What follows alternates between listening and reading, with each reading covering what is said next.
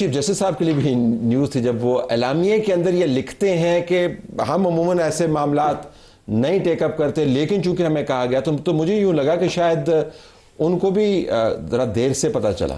جی ایسا ہی ہے. دیکھیں جوڈیشل سائیڈ پہ اس معاملے کو ویلکم تو ان کو کیا ڈیلیگیشن کو، لیکن سوونیر وغیرہ بھی دے دیا، گڈ ٹیسٹ میں نہیں لیا گیا.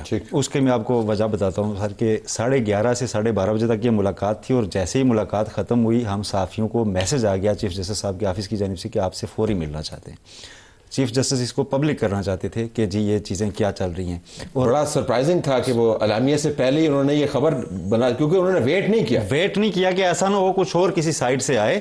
اور پھر جب میٹنگ سٹارٹ ہوئی تو انہوں نے پہلے بتایا جی کہ آپ سے 2-3 چیزوں پر بات کرنی ہے. اگرچہ انہوں نے عمران خان کے خط پہ بات کی، پھر جوڈیشل ریفارمز پہ بات کی، لیکن انہوں نے سٹارٹ اسی سے کیا جی کہ ڈیلیگیشن آیا تھا اور ہم نے ان کے سامنے یہ رکھی بات جی کہ ہم آپ کو ساری چیزیں بتانے کے پابند نہیں ہیں، انڈر اوتھ ہیں، ایز پر کنسٹیٹیوشن ہم ججز ہیں، ہم آپ کو ساری چیزیں کیوں بتائیں.